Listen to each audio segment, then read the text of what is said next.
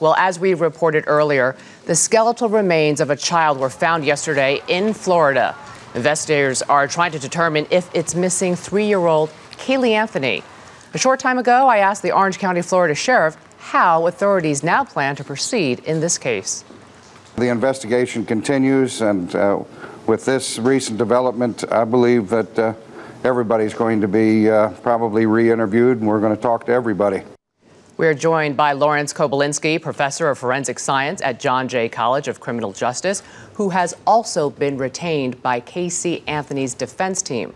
Also with us is CBS legal analyst Lisa Bloom. Good morning to you both. Good morning. Lisa, let me begin with you. What stood out to me was that the sheriff refused to say whether or not that the grandmother is under a cloud of suspicion. He says, we're going to re-interview everyone. What does that say to you? Well, I think the reason why they're searching the home again is they want to see if there are matches between the trash bag now found and trash bags even by lot and color and size in the home, matches between duct tape found at the crime scene, duct tape found in the home. If so, there is potentially a case against the grandparents. I emphasize potentially for an accessory after the fact, although no charges are pending against them. Lawrence, you're part of the defense team. What do you know? Well, there are certain things I'm not at liberty to talk about, but I think the key here, first step, is to identify the skeletal remains. Following that, clearly, I think Lisa's right on target in looking at the evidence that the skeleton was found in, and that whole area becomes a very important crime scene. Do you know if cadaver dogs were ever used around the house? Because yes. These remains were found 3/10 of a mile away from the house. So were cadaver dogs ever? There were cadaver dogs that were brought to the home as well as to the vehicle, and they did alert.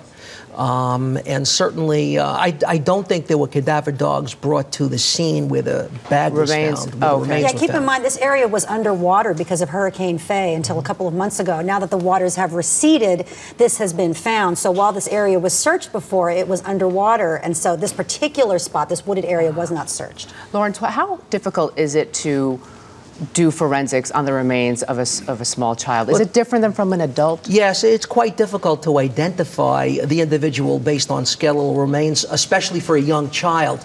And so you really need to use techniques such as mitochondrial DNA analysis. And if there is any soft tissue that remains, the normal PCR analysis that we all hear about in criminal cases is applicable. Lisa, if indeed these remains are those of Caylee Anthony, what does it do to the defense's case? Well, it eviscerates the defense's case because their primary defense thus far has been Caylee's still alive. She's out there somewhere, potentially been sighted in malls. That all goes away. What they still have to work with is manner of death and time of death. If they can establish this child was murdered or killed while Casey was incarcerated, of course, that would be a big help to them. If they can establish the manner of death is different than what the prosecution alleges, that would be helpful to them. So there's a lot of unanswered questions still. Lawrence, I'm going to give you the last word. We will not know, we may not know the cause of death, and that's a key factor here. Even the post-mortem interval may not be established with any degree of accuracy, so there are still a lot of questions. In the final seconds, Larry, do you know if Caylee's mother, what her reaction was? I don't know, and I'm sure she's having psychological counseling, and she's apparently quite upset by this finding. Professor Kobylinski, Lisa Bloom, thank you both. Thanks.